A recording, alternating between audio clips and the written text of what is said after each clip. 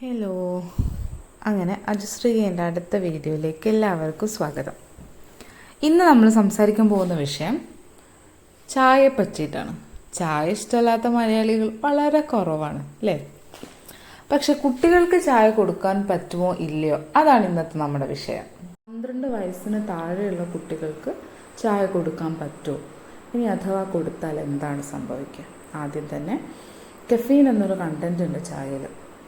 അപ്പോൾ ചായ കൊടുത്തു കഴിഞ്ഞാൽ കഫീൻ ഉള്ളത് കൊണ്ട് തന്നെ നമുക്ക് ഉറക്കത്തിന് വളരെ ബുദ്ധിമുട്ടായിരിക്കും. അവർ ഉറങ്ങാൻ ഒരുപാട് കഷ്ടപ്പെടും. നമുക്കറിയാം, നമ്മൾ തന്നെ ഇപ്പോൾ ഒരു ചായ കാപ്പിയൊക്കെ കുടിച്ചു കഴിഞ്ഞാൽ നമുക്ക് ഭയങ്കര ഒരു ഉണർവ് കിട്ടും. അത് തന്നെ കുട്ടികളിൽ സംഭവിക്കും. അപ്പോൾ അവർക്ക് ഉറക്കം നഷ്ടപ്പെടും. ഉറക്കം നഷ്ടപ്പെട്ടാൽ എന്താ സംഭവിക്കുക? വളരുന്ന പ്രായമാണ്, കുട്ടികൾ വളരുന്ന സമയം ഉറങ്ങുമ്പോഴാണ്. അപ്പോൾ ഉറങ്ങിയിട്ടില്ലെങ്കിലോ? ഒന്ന് ചിന്തിച്ച് നോക്കാം. രണ്ടാമത്തത്, ചായയിലുള്ള മറ്റൊരു കണ്ടൻറ്റാണ് ടാനിൻ. ടാനിൻ ഉള്ളത് കൊണ്ട് എന്താ പ്രശ്നം? നമുക്ക് ശരീരത്തിന് ആവശ്യമായ, അഥവാ കുട്ടികൾക്ക് ശരീരത്തിന് ആവശ്യമായ പോഷകങ്ങൾ ശരീരത്തിലേക്ക് അബ്സോർബ് ആവാതിരിക്കും.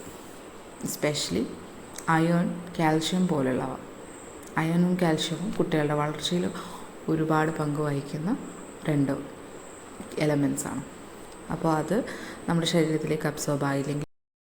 മൂന്നാമത്തത് ജലക്ഷയം അഥവാ ഡീഹൈഡ്രേഷൻ. ശരീരത്തിൽ ചായ ഒരുപാട് ചെല്ലുമ്പോൾ ഓട്ടോമാറ്റിക്കലി നമ്മൾ എന്ത് സംഭവിക്കും? വിസർജനവും കൂടും. അപ്പോൾ വെള്ളം ശരീരത്തിൽ കുറയാനുള്ള സാധ്യത വളരെ കൂടുതലാണ്.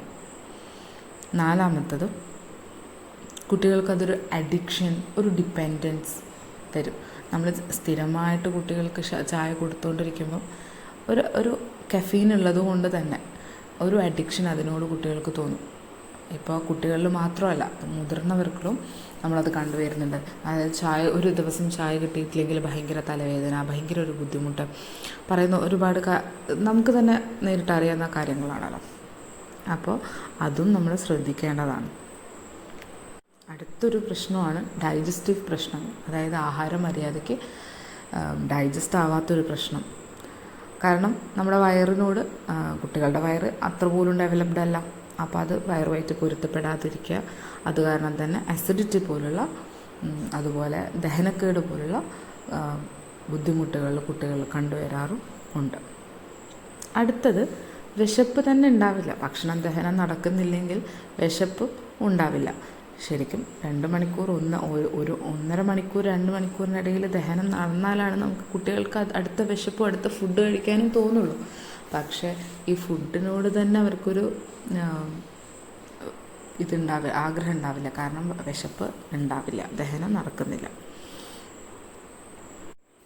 ഈ കുട്ടികൾക്ക് ചായ കൊടുക്കുന്നതിന് പകരം വേറെ എന്തെങ്കിലും ഒരു ഡ്രിങ്ക് അവർക്ക് കൊടുക്കുന്നതാവും നന്നാവുക. അതായത് നമ്മൾ ഈ ബ്ലാക്ക് ടീ കൊടുക്കാതെ വല്ല ഫ്രൂട്ട്സിൻ്റെ ജ്യൂസ്, അതായത് അധികം പഞ്ചസാരയൊന്നും ഇടാതെ, ഷുഗർ അധികം ഉപയോഗിക്കാതെ നല്ല ഫ്രൂട്ട്സിൻ്റെ ജ്യൂസായിട്ട് കൊടുക്കുക. അല്ലെങ്കിൽ ഹെൽത്തി ആയിട്ട് വേറെ എന്തെങ്കിലും നല്ല പാലിൽ വെള്ളം ചേർത്തിട്ടോ അങ്ങനെ കൊടുക്കുക. അതും പറ്റില്ലെങ്കിൽ നല്ല മോര് കിട്ടും, മോര് വെള്ളമാക്കിയിട്ടൊക്കെ കൊടുക്കുക. അങ്ങനെ ചെയ്ത് കഴിഞ്ഞാൽ കുട്ടികളുടെ ആരോഗ്യം നന്നാവും, അവരുടെ വളർച്ചയും ശരിയാവും. അപ്പോൾ ഇന്നത്തെ വീഡിയോസ് കണ്ട എല്ലാവർക്കും നന്ദി. പിന്നെ സബ്സ്ക്രൈബ് ചെയ്യാൻ മറക്കല്ലേ. Okay, by.